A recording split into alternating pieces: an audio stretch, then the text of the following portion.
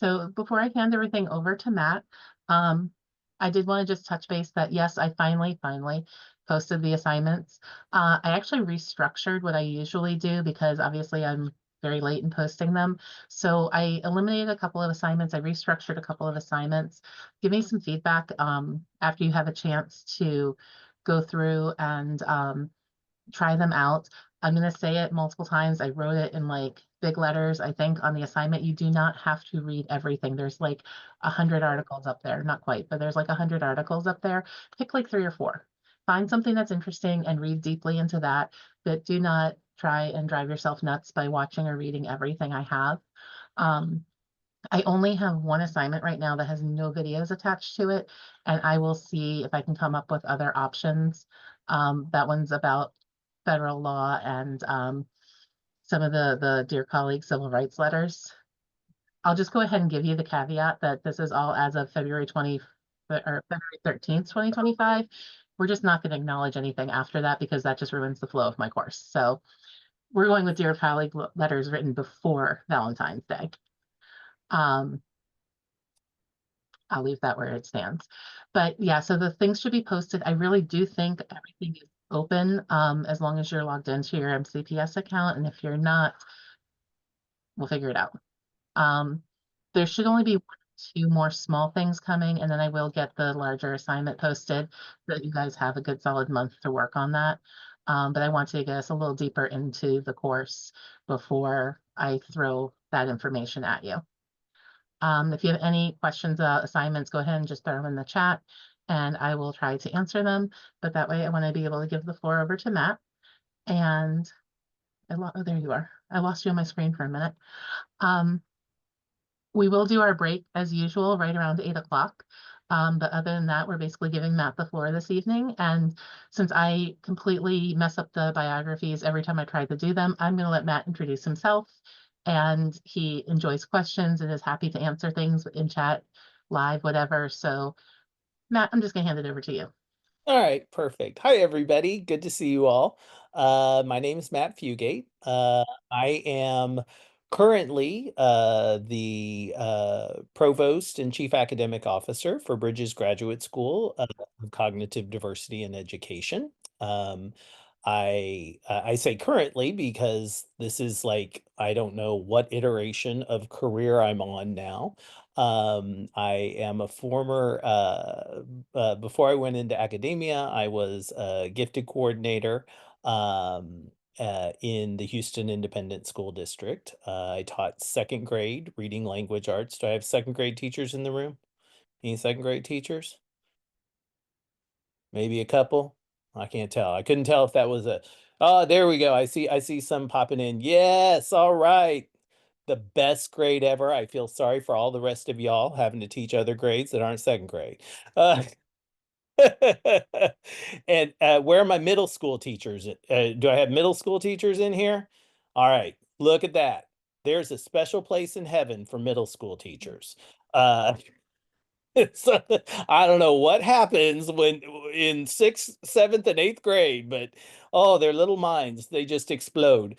And so yeah, I was in a K-12 I'm sorry, a K-8 school. We were 100% magnet school. So we got all our kids in kindergarten and they stayed with us through eighth grade.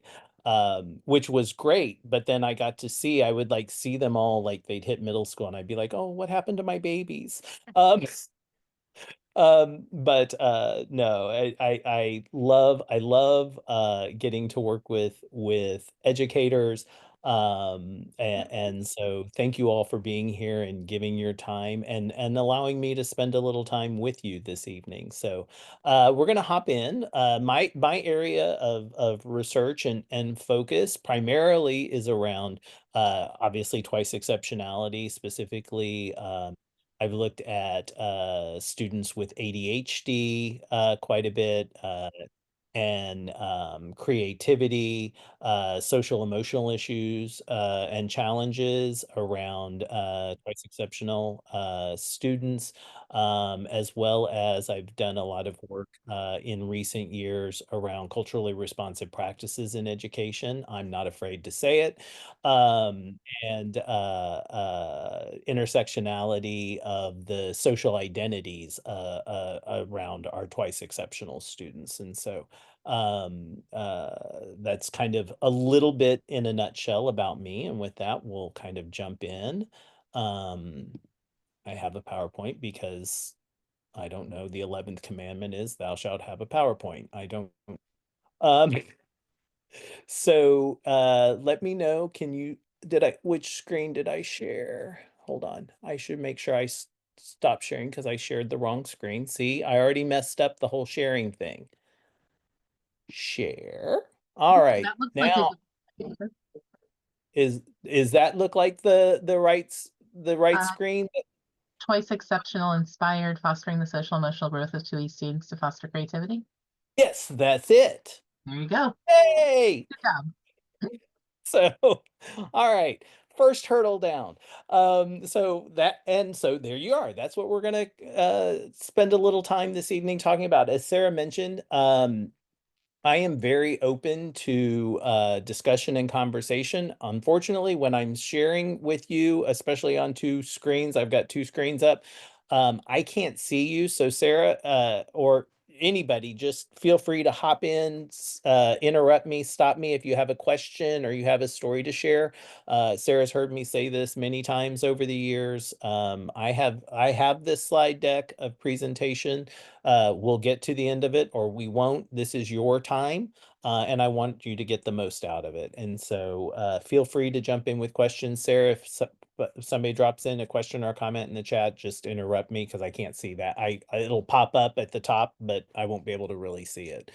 Um, First and question so was, will they get a copy of your slides? I will be happy to send you a copy of my slides to share with everybody. Yes, Thank you. always happy to do that. So. All right, so let's jump in. So I asked Sarah when I first came on, as some of you heard me, is this a new group of students? Because I always have to start these conversations with my little Michael, who as I said earlier, some of you may have heard, of course, he's not little anymore, he's like 30. But I first met Michael as a kindergartner. So in the Houston Independent School District, we had universal screening in kindergarten. And Michael was quickly identified for gifted services. He was obviously incredibly bright. He was one of these really smart, funny kids. Like you would like get into some really intense, deep conversations with him, right? To the point where you would forget that he was like 5 and you'd be like, I got to get to class, but can we grab a beer after school and continue this talk, right? Because he was like one of those kids that he just thought really deeply, and he that asynchrony of development that we talk about with our gifted kids and especially our twice exceptional kids, that asynchrony of development was strong in this one. He was incredibly imaginative. He was a storyteller. He was the kind of kid you'd walk up and you would be like, so Michael, what'd you do last night and after school? And he'd be like, well, I went home and played outside for a little bit, and then mom made me come in and do my homework, and I didn't want to do it, but she made me come in and do it. And then we had dinner. Oh, what'd you have for dinner? Oh, we had lasagna last night. It was really good. I was like, oh, I like lasagna. Yeah, yeah. And then a witch came flying through the window, and she was being chased by a knight, and the knight chased the witch away. And I'm like, did you really have lasagna for dinner last night? Where was that line between reality and imagination? He was incredibly funny, inquisitive. There was one point I told you all that I taught second grade reading language arts in addition to being the K-8 coordinator for gifted coordinator for the school. And uh we at our school we had a part of our campus that was a Texas habitat. So it was like a learning lab, outdoor learning lab. So it had greenhouse, it had gardens, and then it had this area that was a natural representation of all the geographic areas around the state of Texas.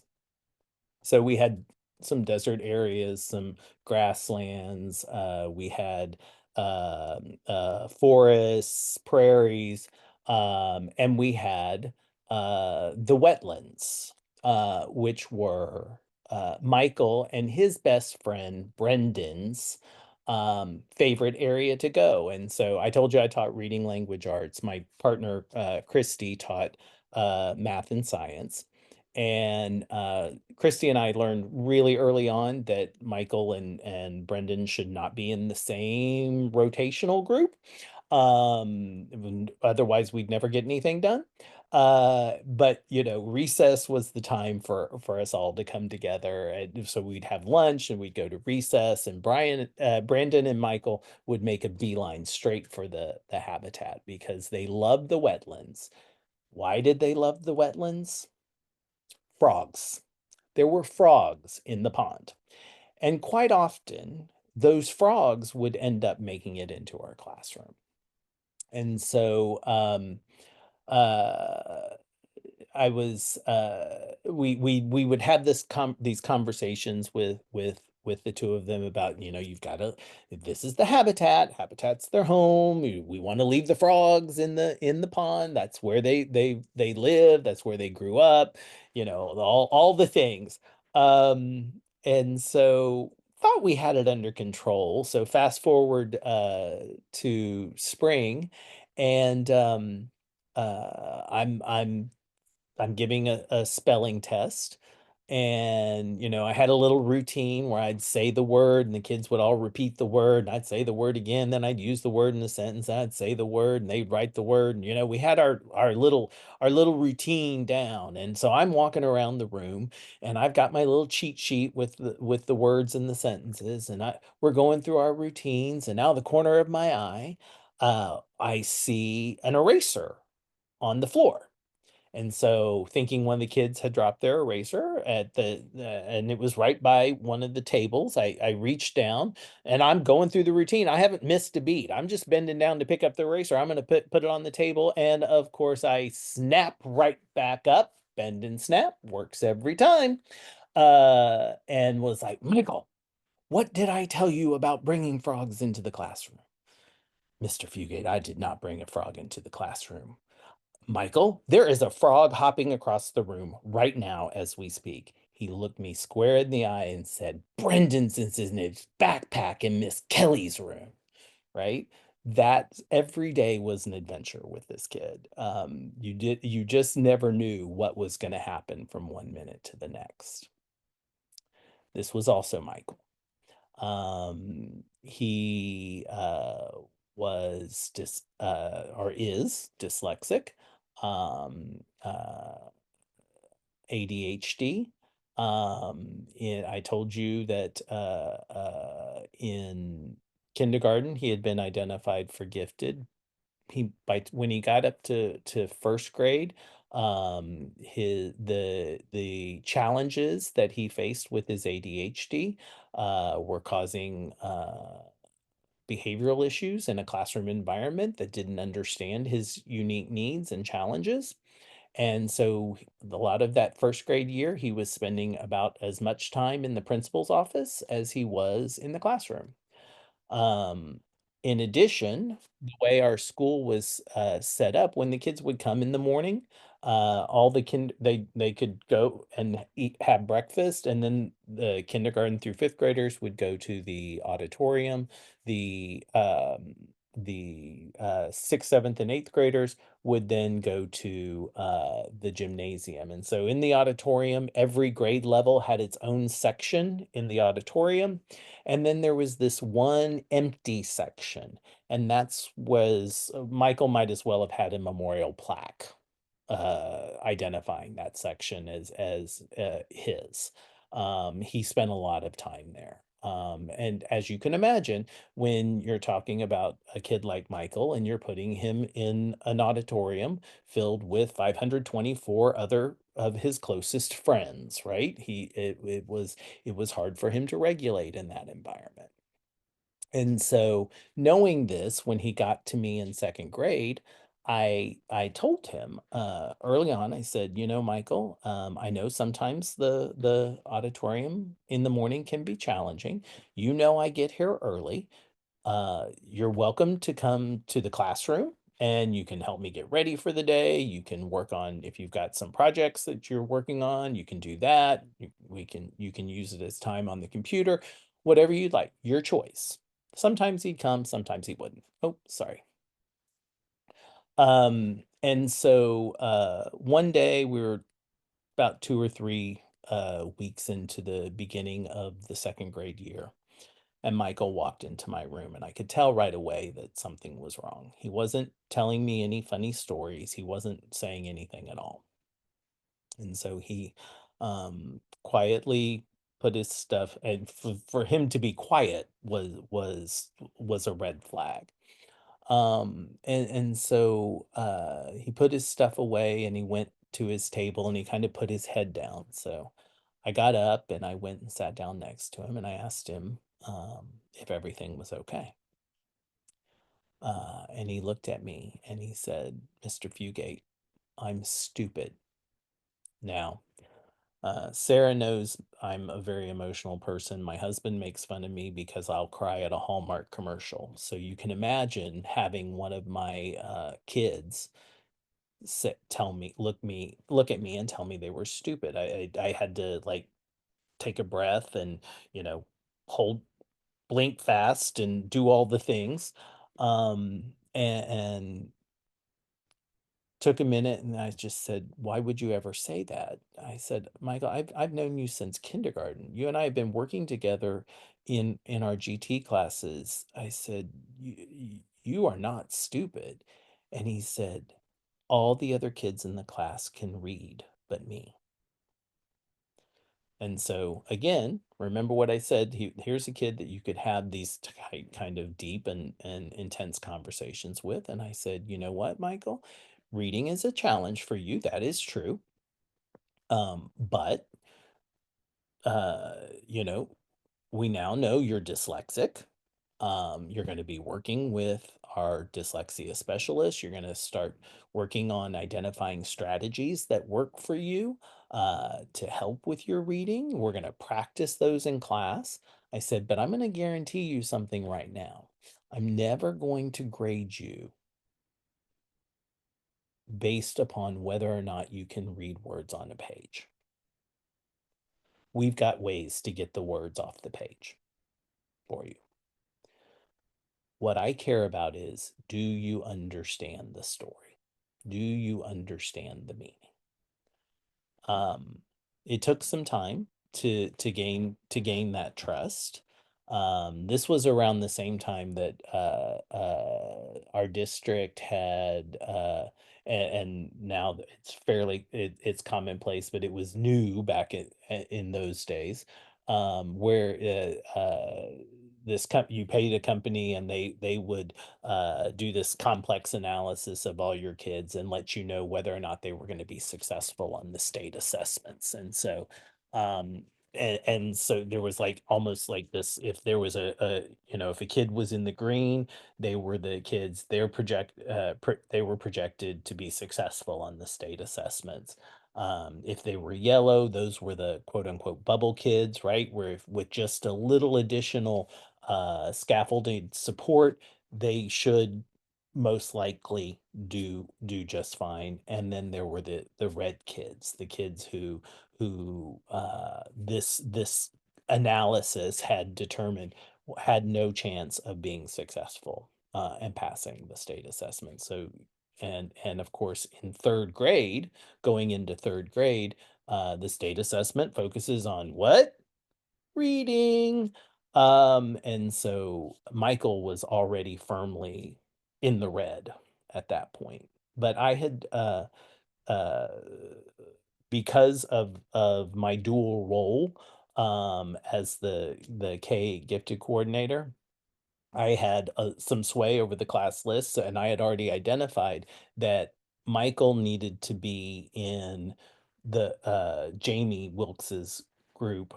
She was the reading language arts teacher, one of the reading language arts teachers for third grade. She had a very similar teaching style and understanding for our neurodivergent kids as I did. Just kind of, she and I started working early on in when Michael was in second grade, talking progress monitoring, opportunities for him to get to know her. He would spend time in her classroom and get comfortable. So he was comfortable with the environment, comfortable with her. Um, and so again, fast forward to the spring of his third grade year, and a very excited Michael came running into my room during my planning period, waving a piece of paper in his hand, and it was the letter for the third grade tax, and he had passed the state assessment. Hadn't blown it out of the water, but didn't matter, right?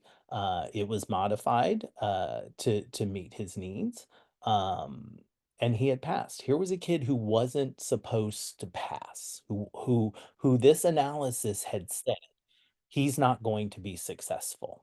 And so I tell this story because Michael is the reason I'm talking to you all tonight. He's the reason that I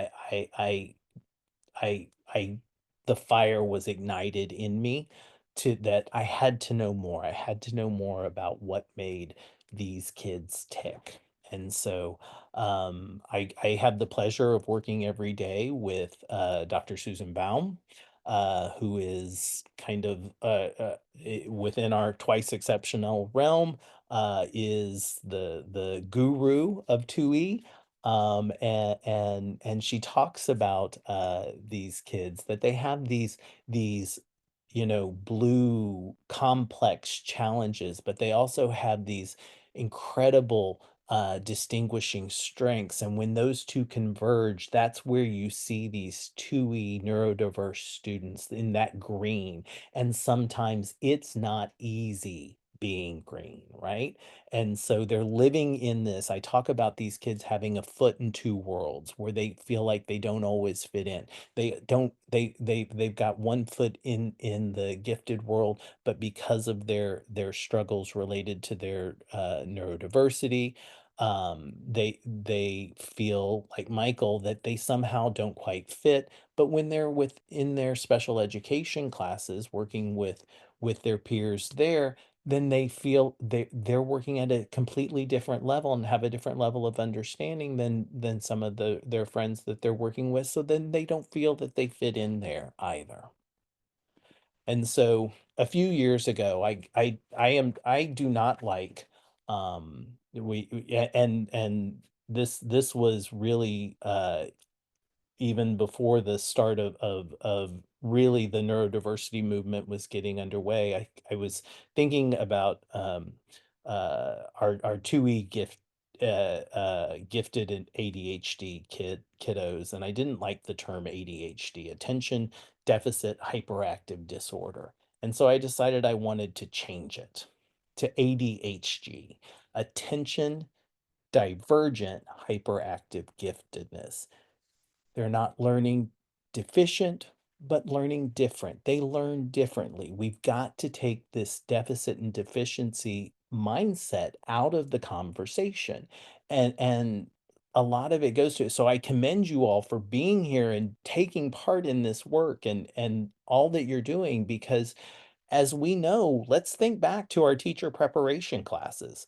We were not prepared to work with our gifted kids, and certainly not our 2E kids. And most of the time, if you were like me, I remember, in my teacher preparation undergraduate, you know, we talked about, well, I shouldn't say talked about. Giftedness was addressed one time, In the special populations class, it was a small section in a chapter of the textbook, and it never actually got discussed in class, right? So if you read quickly or didn't read the chapter, as we know sometimes undergraduates will be prone to do, you weren't going to get anything around gifted. And so uh but we're training when we're talking about we give lots of training though around special education, and that tends to be from the medical model, this deficit perspective, this fix it mindset, following ABA and behaviorist principles of reinforcement and punishment to change behavior versus the what we now know is more appropriate through the social model of building these inclusive environments where individual differences are seen as normal, and are respected and valued in the classroom. And really focuses on then taking this strength-based approach, which is what we're going to talk about tonight. And so some things that we know, um, a few years ago, Susan Asseline and others at the Bell and Blank Center wrote a book, a wonderful book, and you should, I would encourage you to look it up. And when I send you the slides, you'll see the citation for it. A Nation Empowered. And in there, they talk about that we have an estimated 385,000 twice exceptional students sitting in our classrooms. And this is just an estimate. And I think most of us would agree, probably a gross underestimate. But it's only an estimate because we don't have a systematic way to identify these kids. When you think about the patchwork of even giftedness, each state may or may not have its own definition of giftedness, may or may not have requirements mandating identification and or services, and may or may not, in most cases not, provide funding, regardless of whether those mandates are in place. And so with our special education services, that's much more tightly regulated at the national, federal level. And so it follows a more systematic form of identification. And so because of this, we don't have a way. There's also a lot of other challenges and barriers that we're going to talk about that make these identification issues of these students challenging. When we think about these questions in the next few slides, I have them, I have negative in quotes. These are again from that medical model, that deficit perspective. We can sometimes see these as negative traits.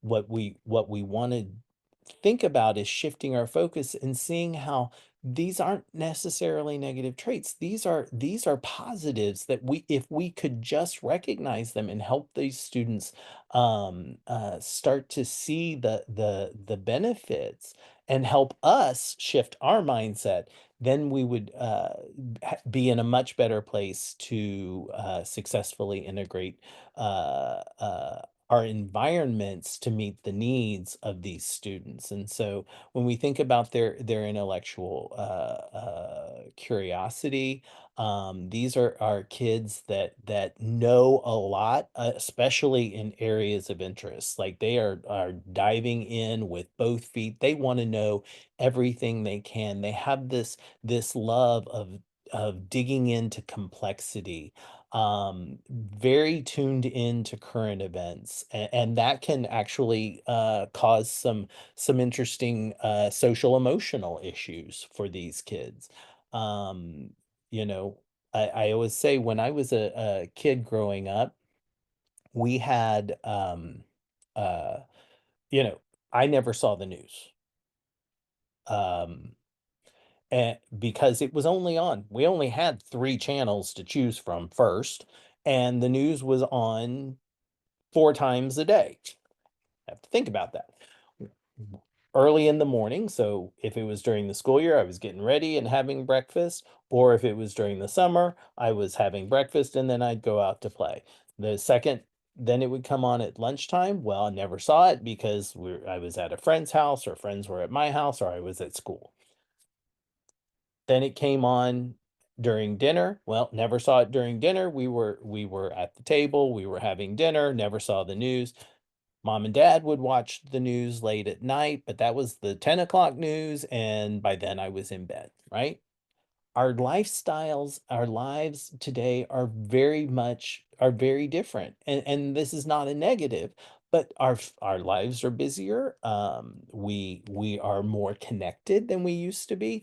Now we can turn on the news on the TV or the tablet in our kitchen or in our living room, and then with the news on, and then we get in the car and we don't have to we can tune our radios to the same station and continue listening to what we were listening to in our homes on our tablets and screens. And our kids, our gifted kids, are there, and they're taking all of this in, and they're very compassionate, and they understand this, and so it presents unique challenges for them. These 2E kids are also really willing to take academic risks, especially in the areas where they are highly interested. They love to question deeply, to study and discuss these topics in depth, and they often will resist conformity. These are the kids that love to think outside the box, and so we might see that as getting off topic in our classroom, but in their minds, a complex process has happened where something we said has led them through 40 different dots till they get over here, and they're like, "Oh, I have something to ask about that." And it seems off topic, but it was actually right in line with they can draw that line to show you how they got from what you were talking about to where they are. Right? But they're not going to follow along necessarily. When we think about their vivid imagination, these are kids who are they have a very sophisticated sense of humor. They appreciate wordplay. Sometimes that humor can be used as a shield. Uh, so come up in almost a defensive measure where it's a distraction. They'll use it as a distraction because if they feel like they are not are in a situation where so for Michael, if it were in a reading class where he might have to take an assessment of some sort, or that humor becomes a shield for him, so people won't notice that I'm struggling. They can often get carried away with the jokes that they share. And can move to a huge extreme. I had a true story. I had a group of kids. So I told you about my partner, Christy. She was and Michael was one of the ringleaders of this. Sarah, I don't think I've even told you this story. Um, uh, at the time, Christy was dating her now husband, uh, who was the 6th grade science teacher, and he had a huge iguana in his classroom. And so Michael came to Christy and I one day, and he was like, "Wouldn't it be funny if we went down and captured and snuck Lola out of Mr. Jones's classroom?" Michael loved it. All the kids loved to go to Mr. Jones's classroom to see Lola. And so, and so we snuck down there, and Michael wrote out this elaborate, ransom note, but he wrote it like he imagined a kindergartner would write it, and so with a crayon and everything. It was, and so, but this is the type of humor that these kids have. Um, and then, finally, in within their areas of divergent thinking, when we think about, creative thinking ability, fluency, flexibility, originality, elaboration, again, when they're given put in, allowed to work in their areas of strength and areas of interest, these kids become highly motivated and they can spend a long time working on these projects. The challenge then becomes transitioning them away from that to move to other things. They tend to be involved in a lot of different activities. They see a lot of different aspects and variables of situations all at once, and they have a need for finding the deeper meaning in the things that they study and do. These are the kids that tend to, we see them as tending to maybe daydream, to their minds to wander off. Um, uh, I say, but think about that. If they're doing that, something has triggered their thought, or we're not providing them with the right motivation to stay dialed in.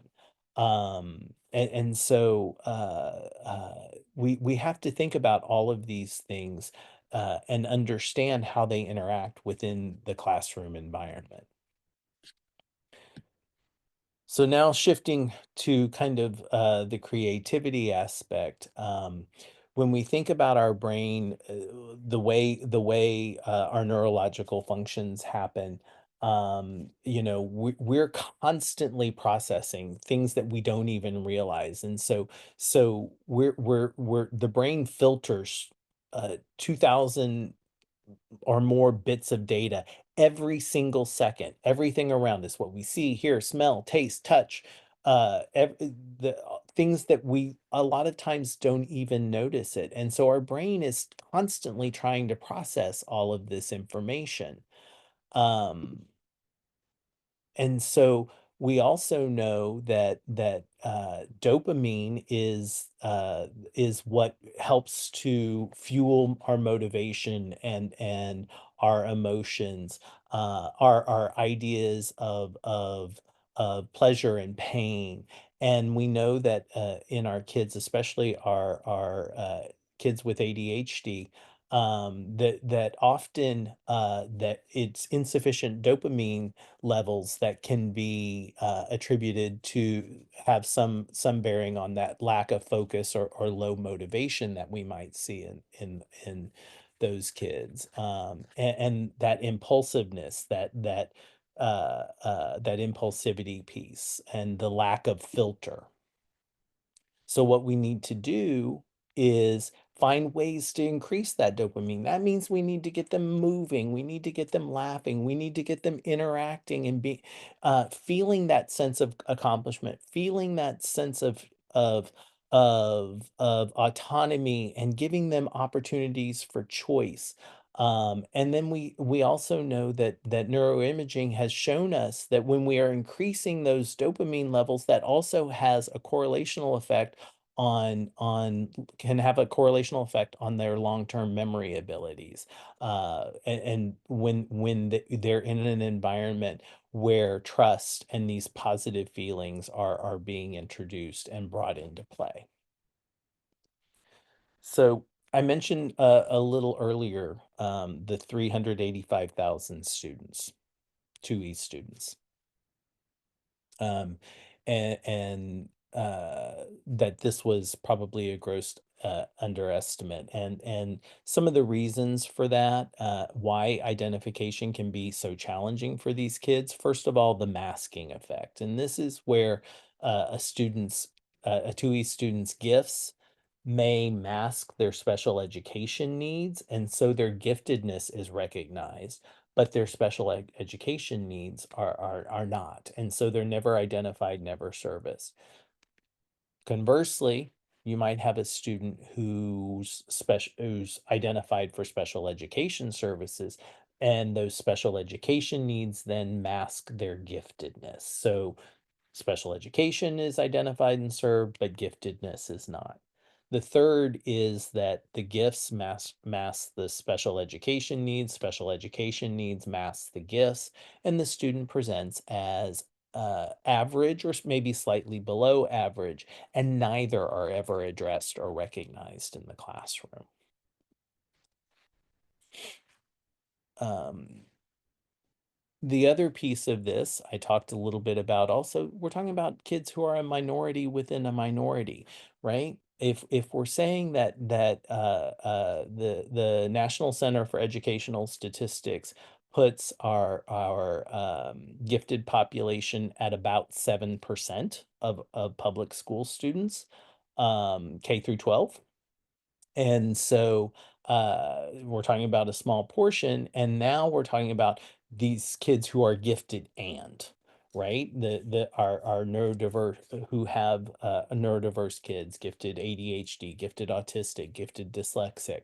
And so we're talking now about an even smaller minority. And then if we start to bring in the intersectionality of their other social identities, whether it be race, ethnicity, LGBTQ plus, religion, whatever it may be, then you're talking about a minority within a minority within a minority. So that can make finding these kids and identifying and recognizing that they're in our classrooms more challenging, especially if we're not preparing teachers to know what they're looking for. And then finally, these kids have a reverse hierarchy of learning. They have a global view. These are they need to see, to for learning to make sense, they need to have a real world problem, a big idea, and then work down to the skills. Often in classrooms, we're teaching to standards and skills, and that mean nothing to the students. I liken it to this. If you're driving in the car and you've got your kiddo in the back seat and you're going through this neighborhood and it's like, "Oh my gosh, did you see that house? Wasn't it beautiful? The red brick house? Yeah, yeah. Oh yeah, that was nice. What color was the were the shutters? I don't know. Were there flowers in the front yard? I don't know. Was there a bike in the driveway? I don't know. All they saw was the house. They see the house and recognize it as a house, but without that further scrutiny, the our 2E learners are going to miss the details, those little details. The same thing is happening in our classrooms when we're giving them skills. And so Joe Renzulli talks about just-in-time learning, right? If we give them these big ideas and real world authentic problems to grapple with and think creatively, then they're more likely, when the time comes and they need those skills, they're going to jump in and learn them. I use myself as an example. By the way, I forgot to tell you all, I am 1E. I got the ADHD part down pat. Missed the gifted piece in school, so there's that. But I so when I went to Purdue to do my doctorate, I often say, Marcia Gentry was my advisor and mentor, and I often say, I used to tease her all the time, that she tricked me, because she didn't tell me I was going to have to take a full year of statistics. And the way statistics are taught at Purdue, because every college within the university, their graduate students have to take at least one semester of statistics. Many years ago, the university administration made the decision to move these statistics courses out of the individual colleges and into the College of Mathematics. And so everyone would take so you'd be sitting in these statistics classrooms, these huge statistics classrooms with people from engineering, from aeronautics, from horticulture, you name it, everybody was there. And so it was taught out of a textbook, right? And in the textbook, it was all these problems that were related around blood screening and mortality rates and smoking and all these things. It was never about education, right? So there was nothing for me to connect to. And then add to that, we had to use a system called SAS, which basically means you have to go into the computer and write the code to be able to analyze those data. So if you put a semicolon where a colon was supposed to be, it wasn't going to work. This was terrible for me. And I had to do this for a full year, 2 classes, fall and spring. And I pretty sure, at the end of that year, I had the same professor for both classes. I'm pretty sure by the end of that year, Tad was like, "Oh my god, I'm so glad to see you go," because I was in his office every single week.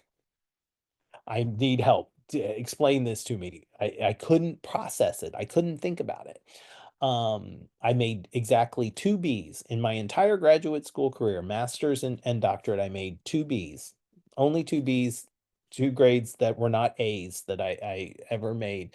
And it was in those 2 semesters of statistics. And by golly, I was so proud of those 2 Bs. I mean, I was ready to frame them on a wall, right? I worked hard for those.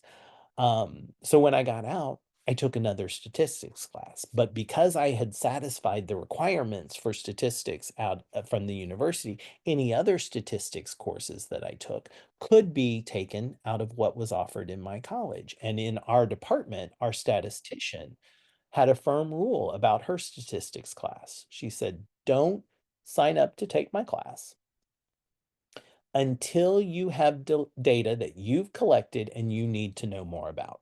Yukiko is brilliant, right? I we didn't do we She wasn't teaching us any different statistical analysis than we're taught in the other statistics courses. But those suddenly it all clicked because when I took that course, those were my data, right? They were important to me. I had collected them. It was a research project that I needed to know more about. It was a topic, it was an area that I was interested in. And so suddenly all of that clicked where I struggled and it was almost painful. It suddenly became easy. That's that reverse hierarchy of learning. So at the end of the day, we need to remember one thing when we're talking about these kids, and that's that they are gifted first. They're not going to change. I used to tell so before I came to Bridges, I taught at the University of Houston. I worked with undergraduate pre-service teachers. And I would tell them on the first day of class, they needed to keep one thing in mind. When they're standing at that door greeting all those sweet sets of angel eyes walking through for the first time, they needed to remember that the only person who really needed to change what they were doing that year was them, right? That it wasn't it was we have to make sure that we are adapting to meet the needs of these kids, and for our 2E kids, that means understanding that they're gifted first. We need to allow them to develop in their areas of ability without this negative impact of their differences that we tend to bring in with these behaviorist strategies into our classrooms. We need to give them ownership over their own lives and their learning. If and understand that if they're only being seen by their disability, their frustration is going to continue to grow and grow. And that's what can lead to that underachievement that we see in later years. In my classroom, Michael understood that I saw him as gifted and that the rest was just something that we would work on together. He was given access to resources that he needed to support his learning.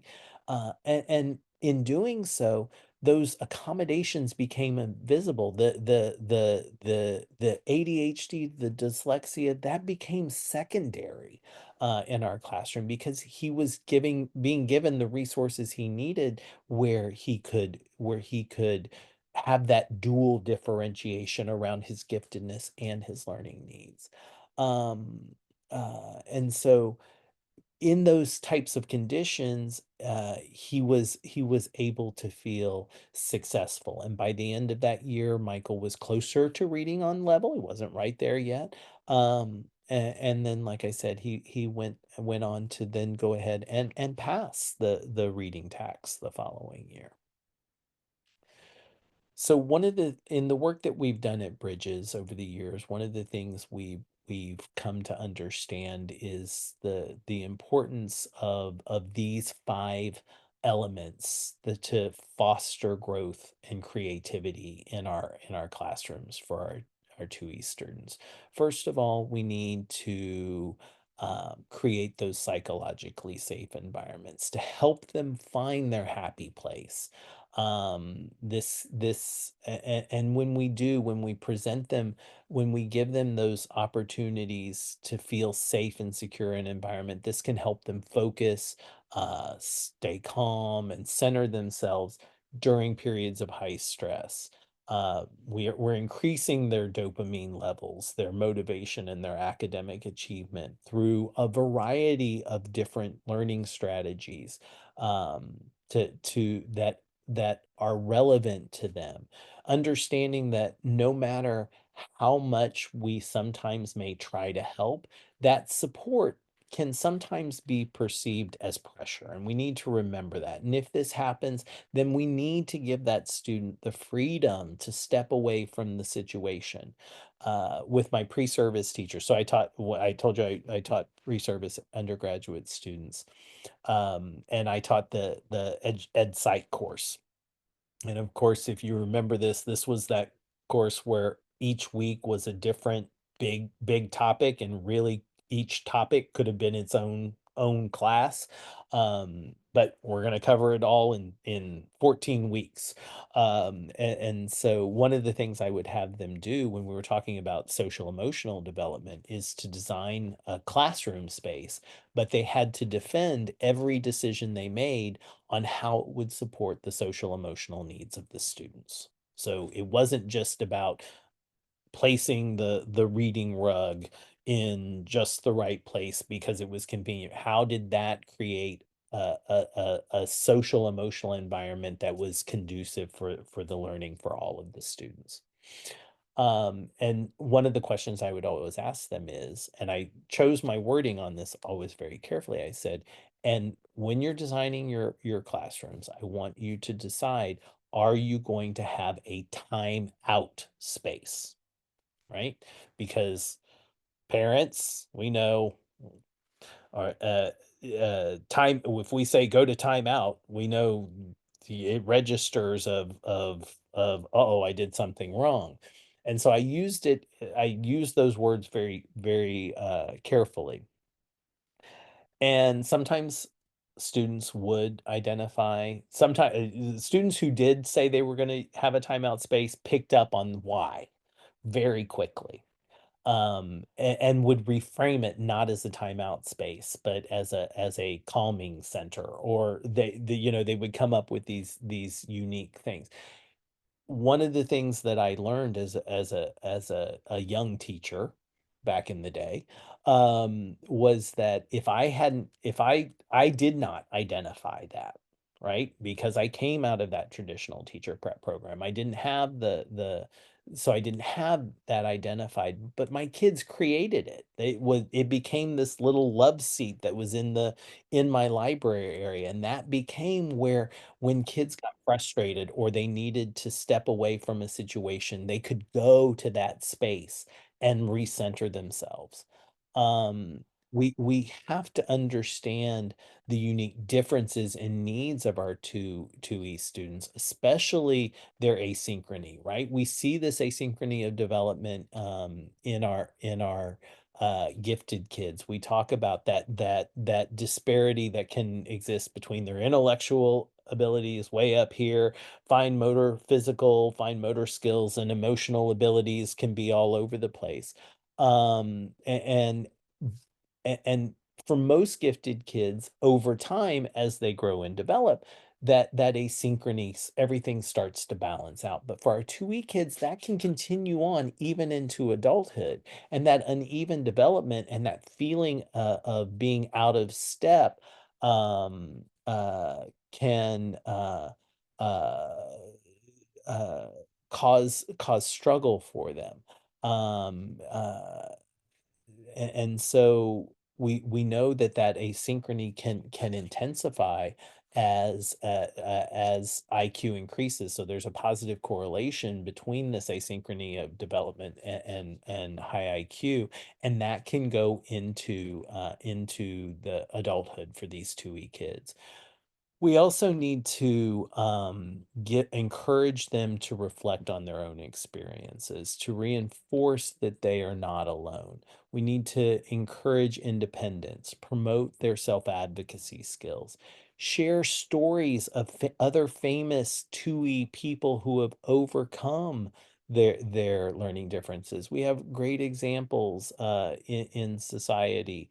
Uh, uh, Richard Branson, Adam Levine, James Carville, uh, giving them opportunities to even role play various activities, such as practicing introducing themselves and talking about their interests and their strengths. Um, Asking for explanations when they don't understand something. So breaking down those barriers, those walls, so that they can learn to be those self advocates, to talk about their needs to be successful, both personally and academically. We also need to give these kids the gift of time. They need the time to think and to process. They need that incubation time, right? These are not the kids who are gonna like you're gonna present a problem and they're gonna just go, oh, we need to do that. They need that time to process and think. And finally, we need to understand, help them identify their areas of strength and encourage them to ask those questions and to seek out that new knowledge. Um, uh, Help them develop organizational systems that meet their individual needs in a comfortable and non-threatening environment. Um, and as educators, we need to understand that this means being flexible and giving up control, which can be very hard for us as teachers. But sometimes we need to give in to the controlled chaos that can exist when we're working with these kids, because that's where the fun and the joy is. Oh, yeah. Yeah. So I just want to press pause real quick. One, we had a question in the chat that I want to share. And then two, I Yep. was going to have to take a break before we go into your next section. Oh, okay. I've got like 5 slides left. Oh, okay. So I'll give the question and then we'll do that and then we take a break and come back for questions. Would that work? Yeah, perfect. Excellent. So the question was, how young can 2E students be identified, and are there strategies for those as young as 3? Um, so again, developmentally, a lot of times what you'll see may be the giftedness, and certainly there you might recognize the neurodivergence as well. Um, uh, but a lot of times it can be more difficult on the neurodiversity side. Certainly, you may autism can be identified early on. Uh, Things like ADHD or dyslexia, not as much. And because of developmental, just because of the developmental process.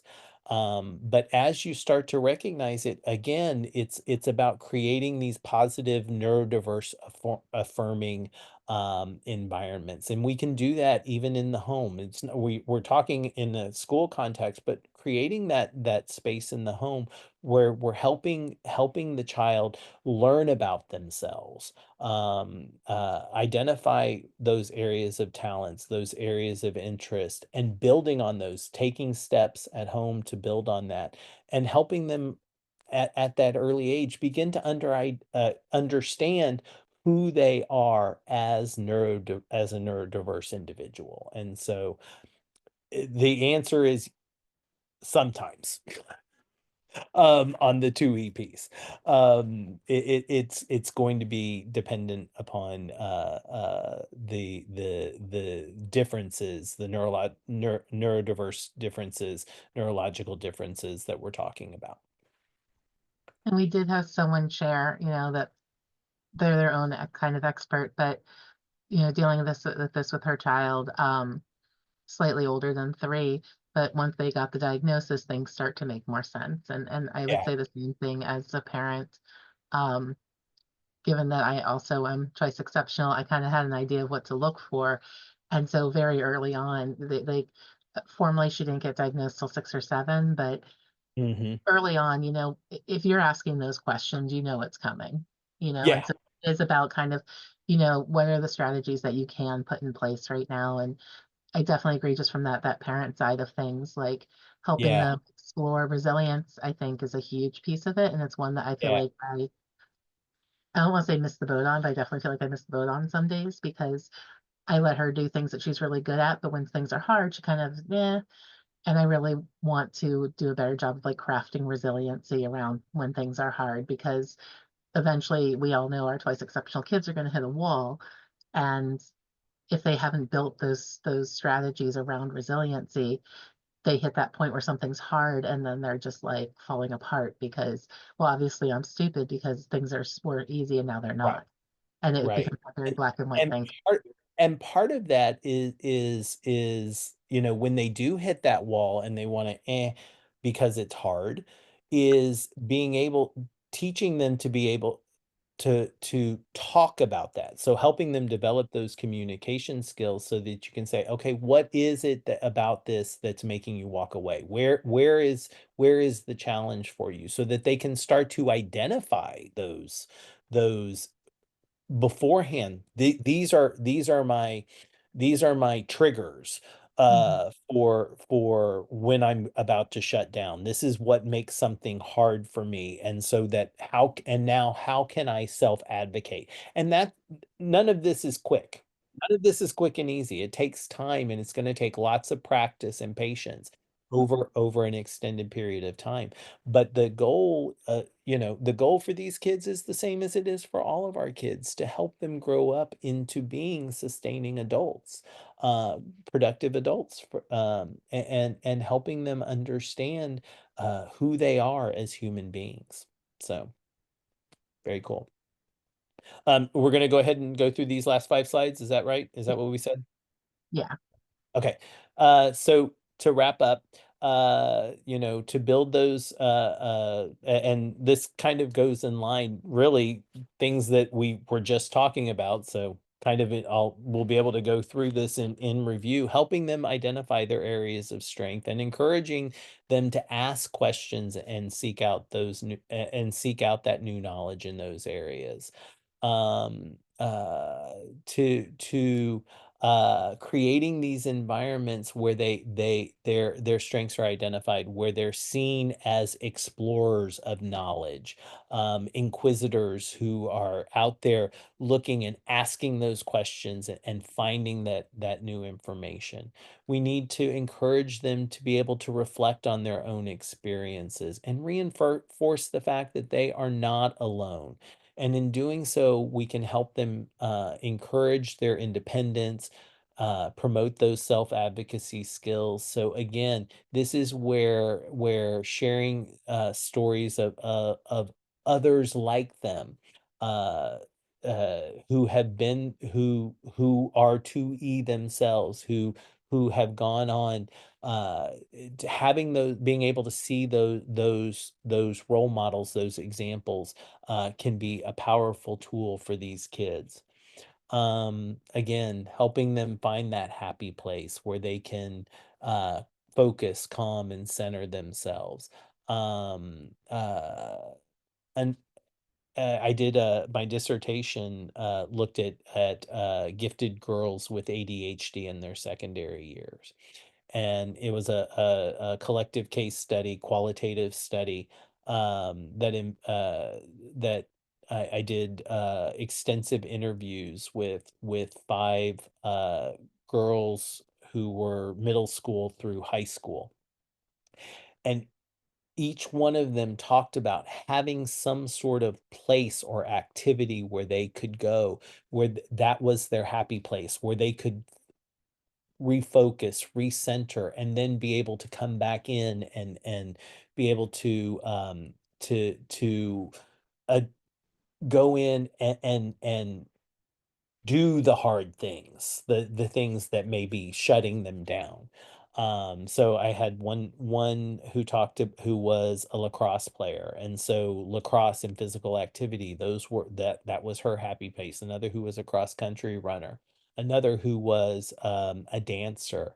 One of the girls built marionette puppets, and so when she got frustrated or she would go to her room and her parents had set up an area in her room and it had all these materials where she could build her work on her marionette puppets, right? And so finding helping them find that place where they can recenter themselves is so important.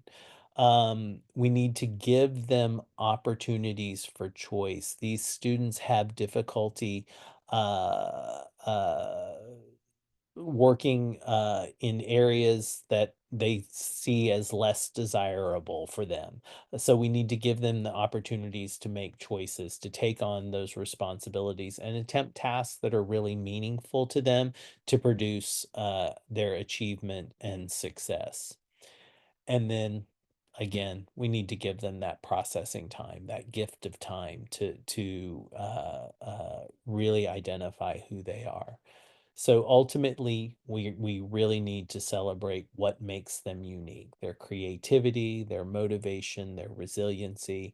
These kids are not learning deficient. They are ADHD. This started as something around gifted and ADHD, and I've come to learn that we're really talking about all of our 2E kids. That this is a group of kids who with diverse interests and talents and strengths, and when we just light that fire, we can ignite it and they're ready to go. That giftedness kicks in such an intense, amazing way, and it's always exciting to see what they can produce, what they can do. And so with that, I am done with I'm gonna stop talking, and if we want to take a little break, and then we can come back for questions or whatever. Yeah, that's what I think I'd really like to do is have us take our break. Um, and then think about some questions, guys. And Matt is obviously very engaging, very knowledgeable. So come back and throw questions at him. And feel free to put them in the chat if you don't want to say them out loud. But I think that that will be, I think that'll be a good use of our time after the break. Perfect. And then I just kind of put it out there what questions people have for Matt. Um, I'm always happy to ask questions, but I talk too much. So Well, I have a question. Yeah. Hi, and thank you very much for your presentation. I really, really, really liked it. And it's so Oh, inspiring to hear about Michael, but at the same time, it's so frustrating for me because I do have my Michaels in my class. I have at mm, least 6. And I know 2 other students are that too, but they're not diagnosed yet. However, yeah. the 6 or 8 students are part of my 33. And so I have a class of 33 students, and I teach French in a high school. And I do try to do my best to go through the 5 that the listed. Like I give time, I offer differentiation, everything. And my 4th period is usually chaotic, and I'm fine. There is a cow, but we learn the language is spoken, and that's what matters. And Hmm. sometimes I wonder, and I would like you to answer this question: what is the rationale? What is the rationale behind having twice exceptional students in a class with other students who need a more so-called traditional way of teaching? Isn't it better to have the twice exceptional student in a smaller classroom so we can have the time to, to do like a one-to-one kind of personalized teaching, especially in a high school where we only have a 40 minutes time with our students. Yeah. Thank you. In it what you're describing would be an ideal world. Unfortunately, I know, and it's starting to filter down into elementary. The especially I will say in Texas we are battling school funding issues. And so we have districts with schools shutting down, and so that they're combining kids, and kids are so classroom overcrowding has become a huge issue. And so it has filtered into the elementary setting. So yes, ideally, it would be great if we could do that. That's not the reality. And so what we have to do, and so when we think about creating those spaces in our classroom, and this goes back to the work I had talked about the activity where I had the students, and I taught all the pre-service teachers I taught were going to be elementary through high school. Um, and designing their learning spaces, but from a social emotional perspective, to take all of their kids' needs. At this point, we were talking about all the kids that they might experience in their classroom. So what do you do for those students who where are the spaces within your classroom for the kids who need that traditional, I need to sit at a desk or a table, and I want to write with a pencil and a paper and do school the way we would traditionally think of school, and then but also give the space for those kids who need those opportunities to explore. So kind of developing one of the things, and this is not a slight, I don't know who does what, but one of the things traditionally we see is kids move out of elementary and into secondary school, that the classroom environment changes. So in an elementary classroom where we're working with tables and we're doing learning stations and all of these things, it becomes more about desks and rows, and so it becomes a more traditional model. We need to start to introduce those learning spaces into our secondary classrooms as well. So creating environments, starting to bring in that idea of learning centers into the secondary environment as well, where they have an opportunity to interact with the material in new and unique ways.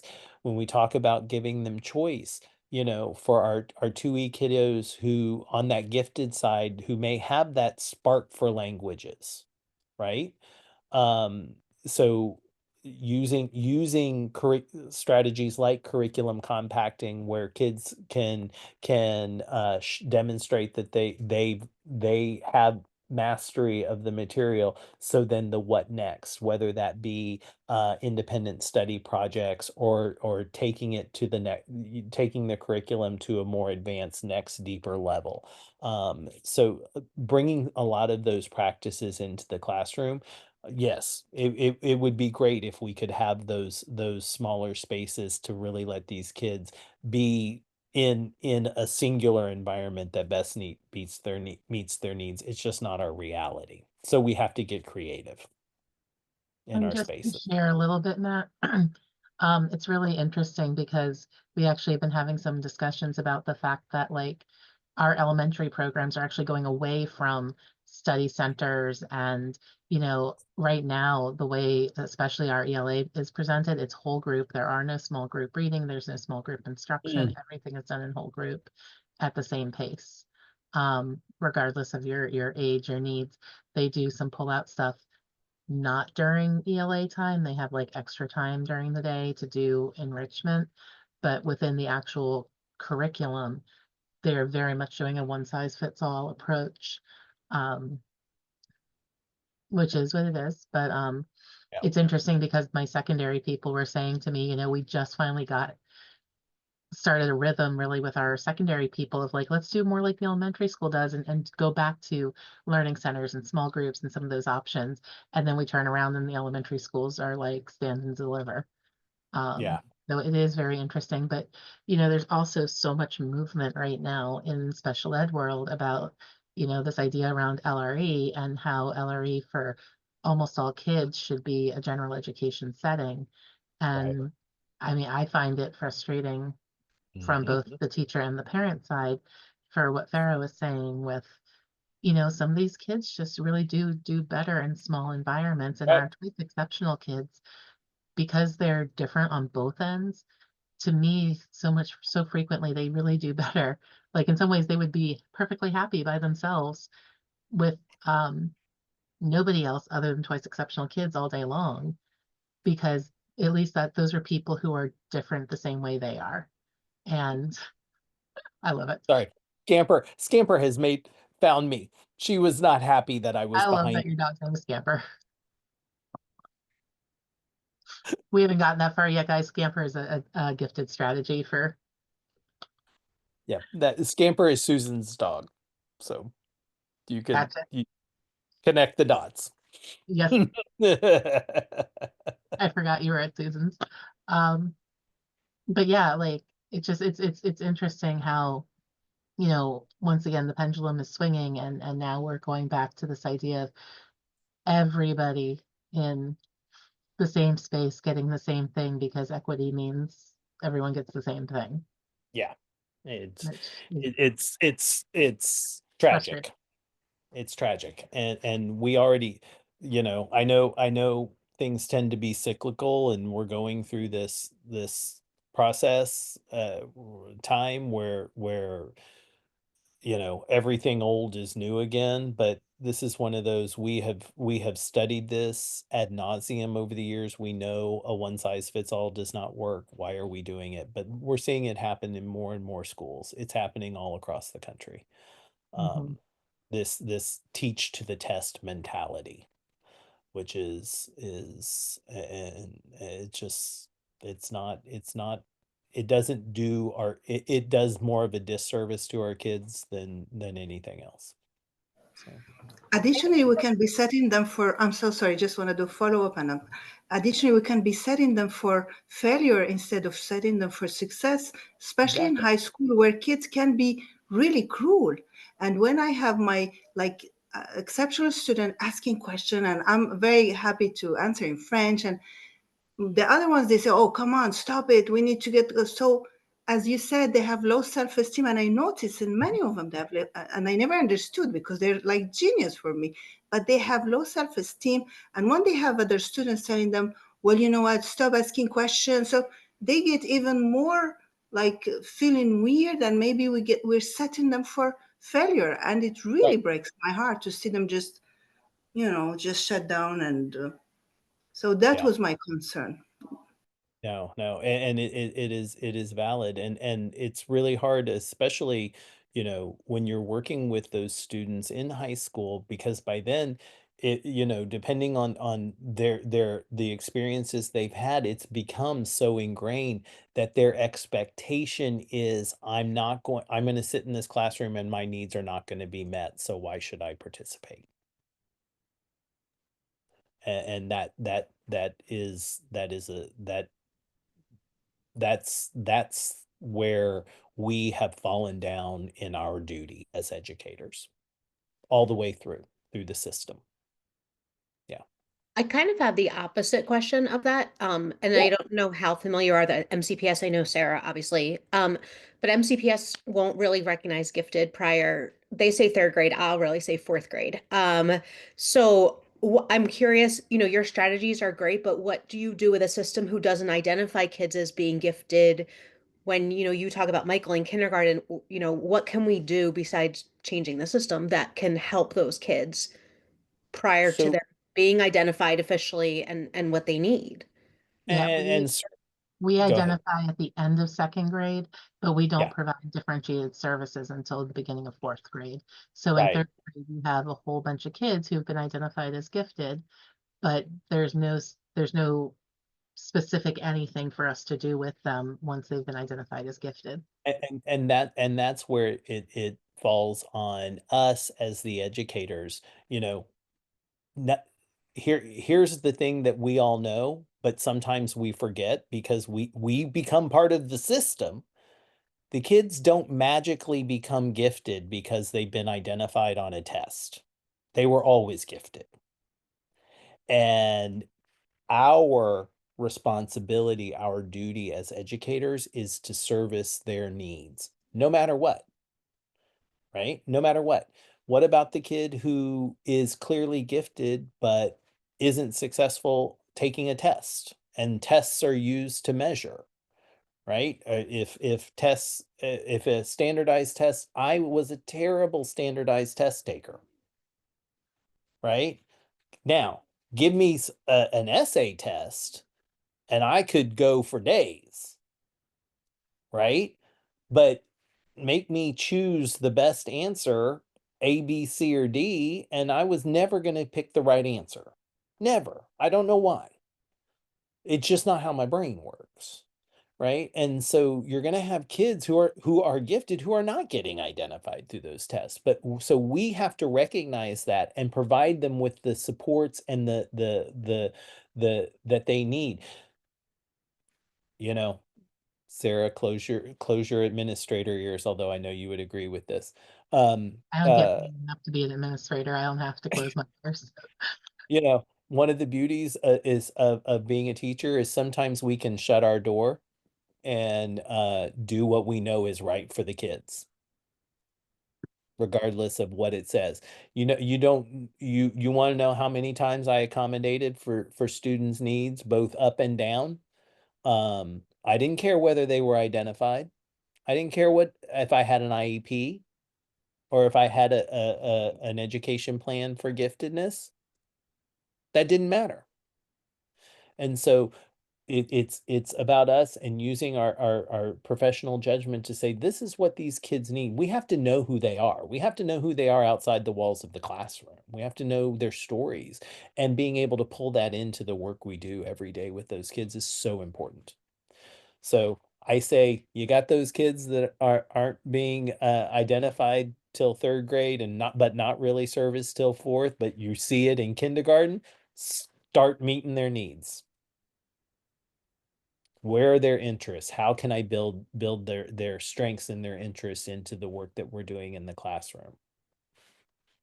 And one thing we can consider, I know this is February and I'm going to say the words next year, but I know there's been some talk of getting more dedicated like social emotional learning time. And one thing that we can talk about is how we can use that for social emotional learning and enrichment. And there's things that, I talked to a team today about using like Jacob's Ladder effective curriculum to support the kids' social emotional needs. So it goes into their social emotional growth, it goes into social emotional IEP goals, but they're also getting, in that case, reading enrichment and working their way through that Jacob's Ladder process, but using that lens of affective and social emotional to duly meet needs at the same time. Yeah.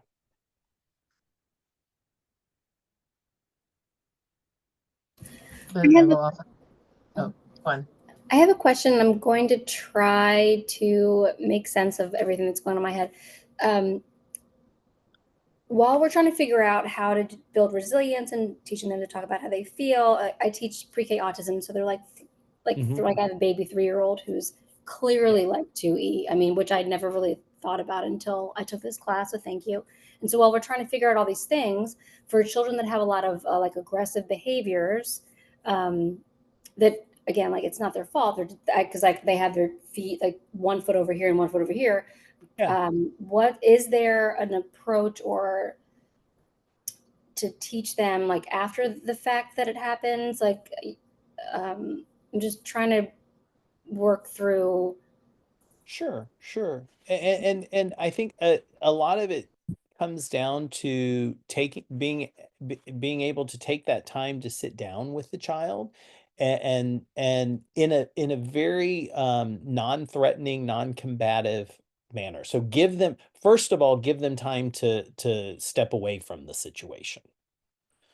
And then once they've calmed down, be able to sit down with them and say, okay, let's talk about what happened. What was the thing that got, what happened that made you upset? Right? What was, to identify what was that trigger? Because a lot of times what we'll find is that the triggers follow a theme. So I'll use an example of a little guy I had. So I always say I taught second grade, but I started out teaching first grade. I had my very first year of teaching, I taught first grade, and I lovingly called my kids I said we had the duck and cover class. When other grades would see us coming down the hall, they'd all duck and cover. They were awesome, and they are the reason why I ended up teaching second grade, because at the end of the year, I went to my principal and said, can I move up to second grade next year? And I want my kids again, because they were fantastic. And so, but I had one of my little Henry was in that group, and he had a hard time with self-regulation.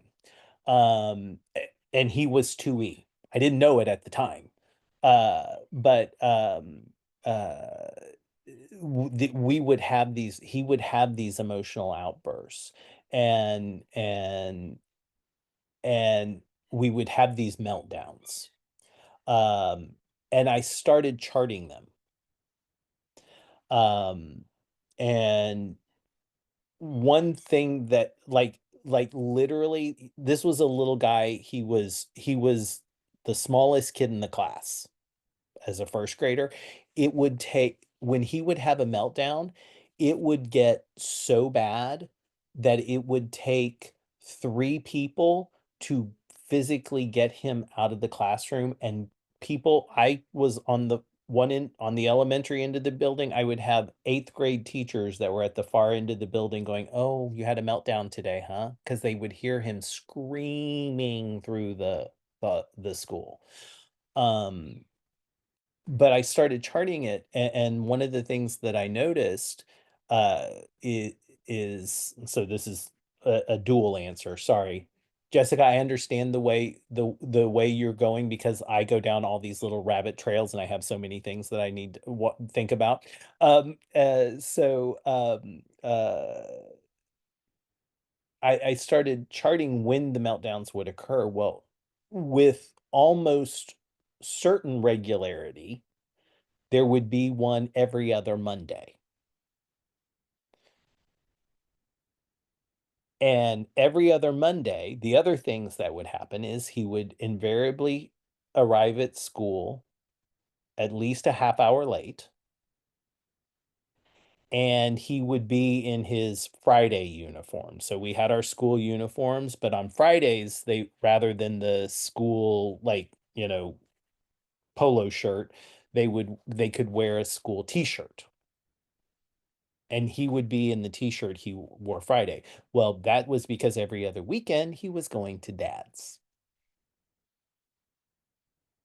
Right? And it didn't matter that I never said he would walk into class, late, we would say good morning. I never said anything. He would go, but he knew he was late. He knew he was in the wrong uniform. And that was a recipe for disaster for him. Other times when he would have these meltdowns, and so that was an easier fix. Thankfully, there wasn't this arrangement was between mom and dad. It wasn't based on any type of, there was no court order or anything like that had decreed, this division of time. They had come to this. And so I had a good relationship with mom. I explained to her what was going on. That's how we figured out that it was happening that she's like, well, those are the days he's weekends he's at his dad's. And I'm like, any chance you can get him on Sunday evening? If dad can't get him here in the right uniform and on time, can you get him on Sunday evening? So, and she did. And so that helped decrease it. It didn't make it go away. The meltdown still occurred, but that pattern was alleviated. The other piece was, and again, he was in first grade. I would, that we would, when during other times when he would have a meltdown, I would give him the space he needed to cool down, and then I would carve out time, I would make the time to then be able to pull him aside and say, "Hey, let's go back," and we would just reflect. "Tell me what happened. What upset you?" And so that we could begin to process that information and say, "Okay, what are some other ways that you could handle this?" It's a learning process, right? We're like you point out, Jessica, it's not like they have a choice. It's this physiological reaction process a lot of times for these kids. And so giving them, but part of building that resiliency, that self-confidence, that self-actualization is taking the time to have those conversations with the kids. And then that's when you can start to bring in some role playing. So let's role play the situation, but let's try it in a different way. And sometimes I would even reverse the roles. I'll be you be your friend on the playground, right? And so giving them that opportunity for that perspective taking. And so again, like I said, none of this is quick and easy. It takes time. But that's how we begin to build that process. Yeah.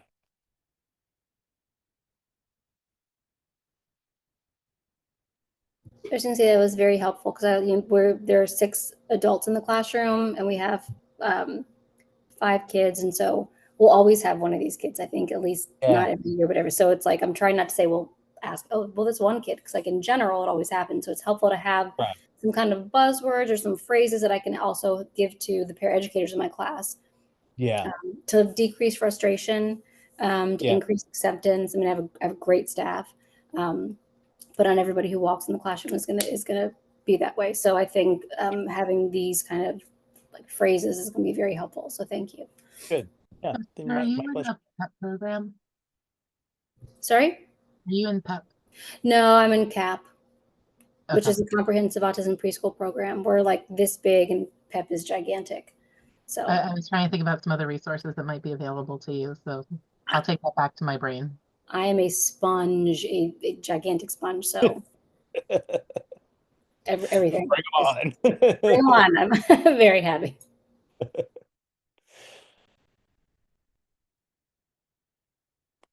Other questions, comments?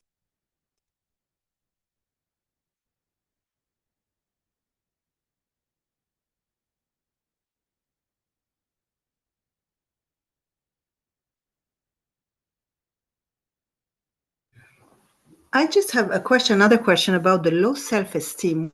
Where does it Yeah. come from? I mean, knowing that they're geniuses, they have questions, how do they still feel this low self-esteem? Well, I mean, take Michael Michael as an example. His low self-esteem came from one, teachers who didn't understand him, who were putting him, a first grade teacher who was actually someone I had a lot of I liked personally, but she was not equipped to work with a student like Michael.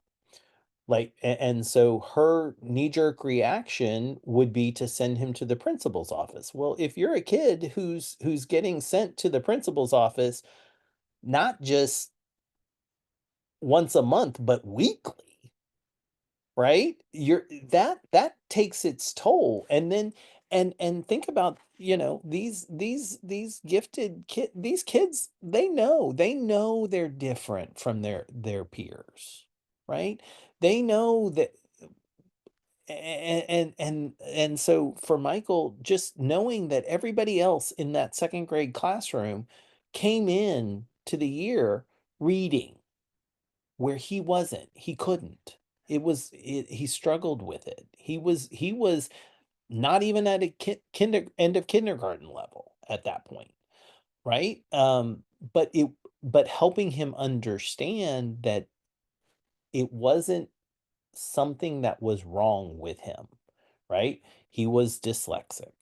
And now that we knew he was dyslexic, we could start to work with him on those strategies and building and again, you know, being able to say to him that I'm not here to grade you about the skill of reading as far as reading words on a page. It's about understanding, it's about comprehension, and so that low self-esteem and Farah, think about the kids that you were talking about, the conversation we were having before. If you're the kid who's had this experience, elementary, middle school, you get to high school, we have a high dropout rate of these kids in high school. Right? They're just waiting for that calendar to turn to 16 years of age so they can be peace out. Right? This isn't working for me. And so, that just like it takes time to build that resiliency, to build that self-confidence and that self-actualization, it doesn't take as much time to build the low self-esteem, because a lot of times that is coming from day to day to day. It's the experience they're having every time they walk into that school building, and that's tragic. That's tragic. And listen, let me be clear. For the most part, it comes from very well-intentioned educators. There are not I would venture to say that 99% of the educators who are teaching and working in our schools are there because they have a genuine passion, they care about kids.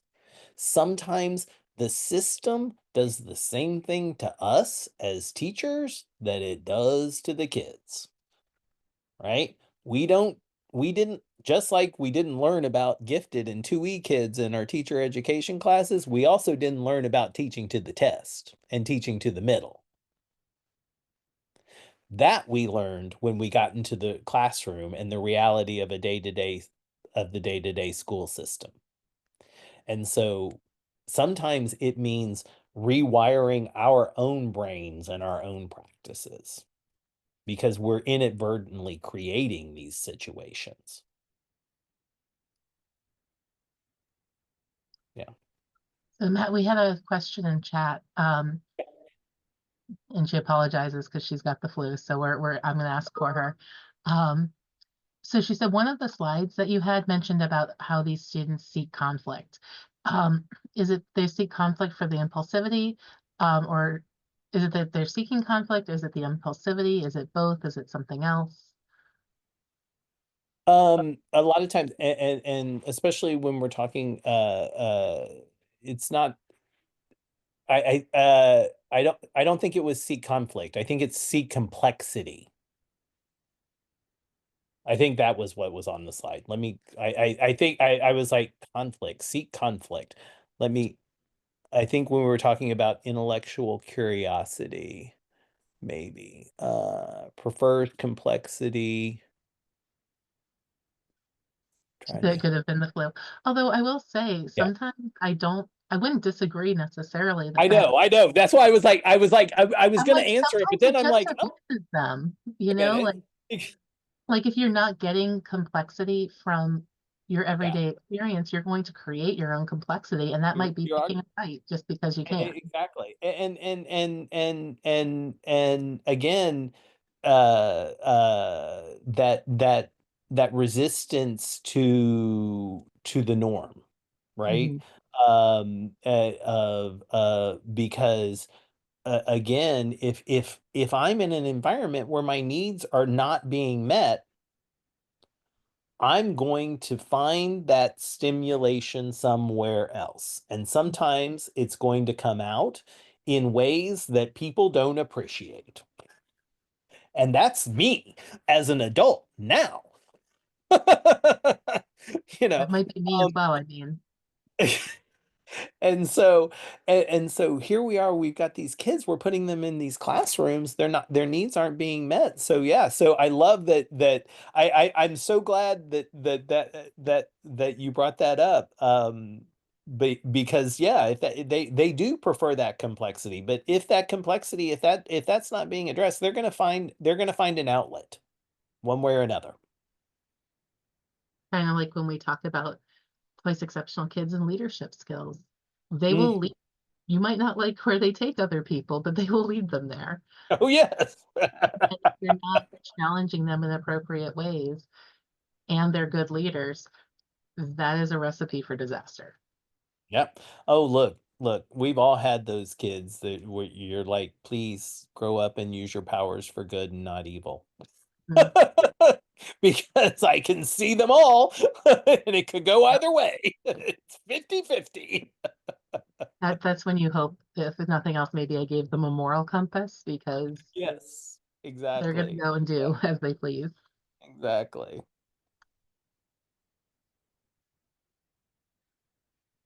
I would also just add, just on the concept, on the topic though of conflict, I think one thing I notice with our kids also is, and I think this could tie back into the self-esteem piece and some of these other pieces, they're really good about talking about what they like. They're not always good at being social around what they like. And it's, I tell people sometimes that part of our program is teaching kids that yes, sometimes you are wrong, and yes, sometimes other people are right. And Mhm. having some of those conversational pieces. And so again, when we talk about some of these social skills that our kids need, sometimes these conflicts come up Mhm. because they're missing those skills. And Right. they're not meaning to be. I mean, sometimes they do for amusement, but sometimes the conflict arises because they're missing other things. Yeah, yeah.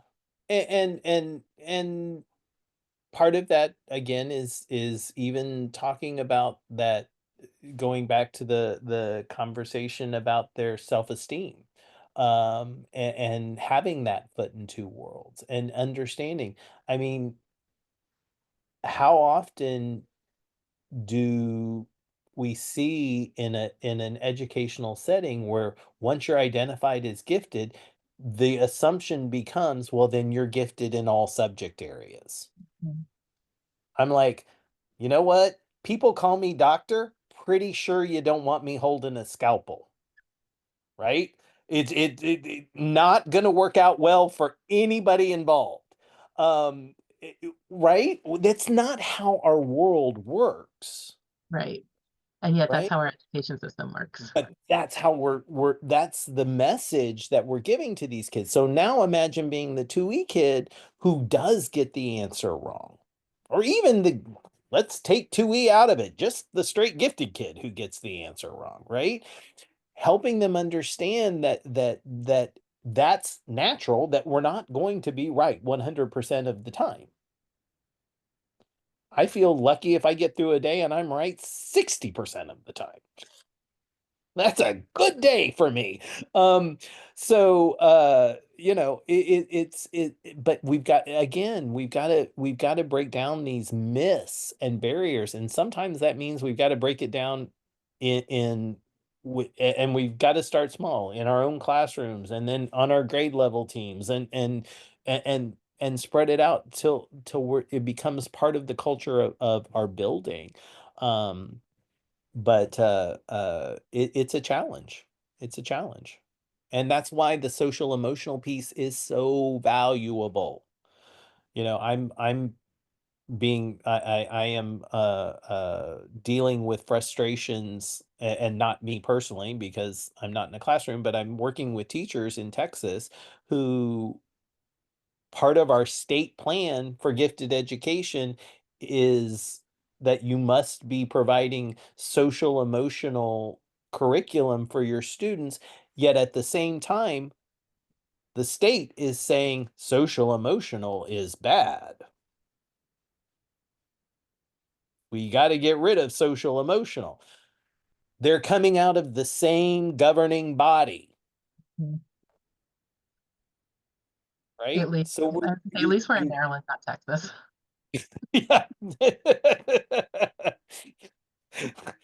About the only thing I can say is in Texas is well, at least we're not Florida.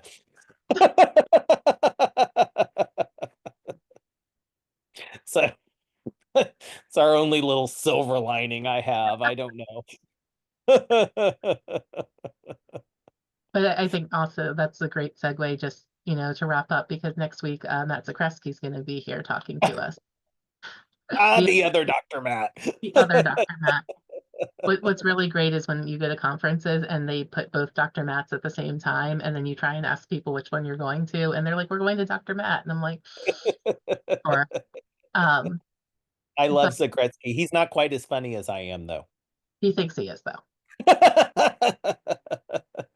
100% okay. I'll probably tell him we said that. Oh yeah, I figured. But Matt, the other Dr. Feel free Matt, to share. so, yes, and he is actually he's a therapist and he does all this. So social emotional is his wheelhouse, and I don't actually remember what I asked him to talk about, which is fine because he probably doesn't remember what I asked him to talk about either. But it will definitely be in this whole like social emotional field, and I'm actually thinking maybe talking about imposter syndrome might be a good thing Oh yeah, to think that would be about, good. because just That kind of would be some of the questions you were asked tonight. Yeah. That might be a good one. I just went to, he presented, I guess, at ANGC, and I went and saw that. So Yeah. that might be a good one to ask him to do. Well, Very Matt, good. thank you so much, especially when you were magically on a plane to California earlier today. I appreciate you being here. Absolutely, I wouldn't miss it for the world. So Right. And yeah, you said you'll send the slides, and if y'all have questions, I'm happy to give you Matt's email address to shoot towards him. And it'll be on the and my email address is on the last slide also. excellent, perfect. So with that, I'm gonna just go ahead and say goodnight to everybody, and hopefully I'll see y'all soon. Thanks, y'all. Thank you very much. Thank Bye-bye. you.